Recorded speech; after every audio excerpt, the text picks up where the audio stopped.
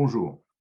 Aujourd'hui, on va voir comment se passer des groupes Gmail que l'on utilise aujourd'hui pour communiquer entre nous, que ce soit pour des entretiens, les premiers entretiens, pour des cours de coordination ou bien pour le groupe Toulouse A en l'occurrence.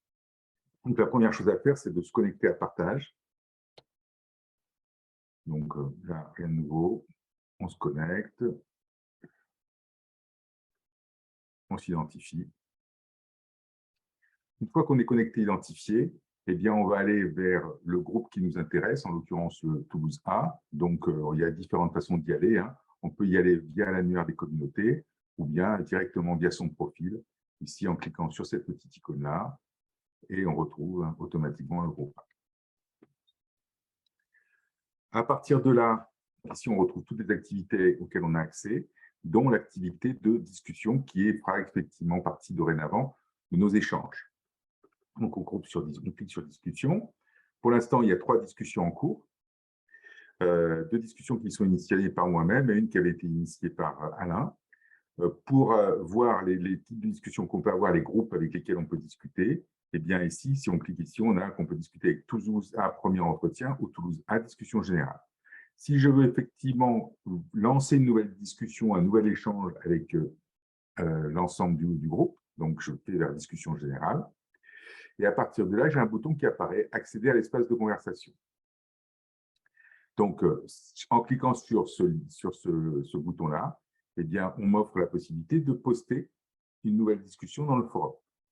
En l'occurrence, on va taper une discussion qui va consister à, ici, faire un test de connexion aux discussions générales du groupe Toulouse A.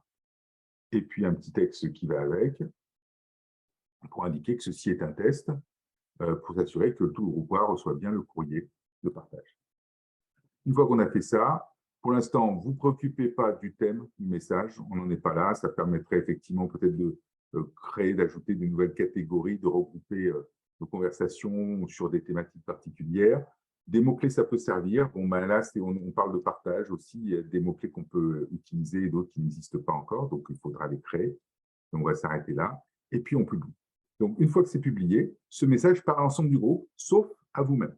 Donc, comme dans le groupe A, quand vous envoyez un mail, quand vous utilisez pardon, les échanges, les mails de Google Group, eh bien, le mail partait à l'ensemble du groupe, sauf à vous-même, bien entendu. Donc, tout le monde reçoit ce message-là, et à partir de là, ils vont pouvoir répondre. Donc, ceux qui répondent, ben, ils reviennent, ils se retrouvent dans le groupe A, soit ils vont voir dans le groupe de discussion ce qu'il en est, ils vont retrouver cette discussion-là et pouvoir participer à cette discussion, soit ils vont pouvoir y accéder directement à partir de leur mail. Si vous n'accédez pas à cette information-là, c'est-à-dire que ben, vos notifications ne sont pas actuellement actives ou correctement configurées. Pour cela, eh bien, pour activer vos notifications de façon correcte, et vous vous rendez là où il y a la petite cloche, c'est la cloche de notification ou des alertes. Vous cliquez sur cette cloche-là.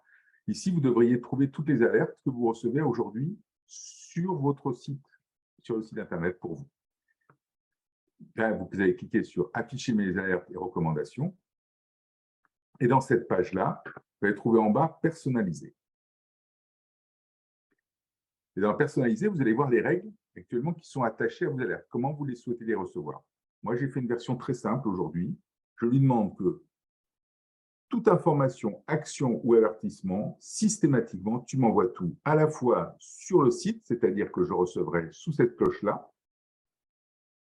et par email en utilisant mon email. Quand je commencerai à recevoir trop d'alertes de certains types, je vais pouvoir filtrer et rajouter des règles un peu plus précises. Pour l'instant, on ne s'embête pas, on n'est pas des grands spammers, donc on peut se permettre de tout recevoir, ça ne devrait pas trop envahir notre boîte mail. Et si à un moment, vous ne voulez plus recevoir du tout de mail, vous pouvez désactiver les mails, vous ne les recevrez que sur le site et vous pourrez les suivre directement à partir de la notification. Bon, voilà. Vous configurez ça comme ça. Si vous avez plusieurs règles, vous les enlevez, vous rajoutez la règle tout niveau, tout type d'alerte, comme j'ai fait, et vous cochez les bonnes cases, et le tour est joué, et vous enregistrez, et vous avez votre alerte qui fait exactement la même chose que vous.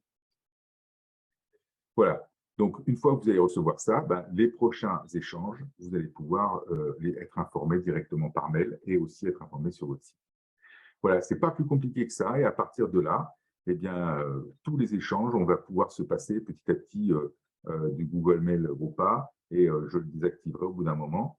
On pourra toujours consulter les anciens échanges si on le souhaite, mais par contre, on ne pourra plus s'en servir pour s'envoyer des messages. Et donc, il va falloir s'y mettre.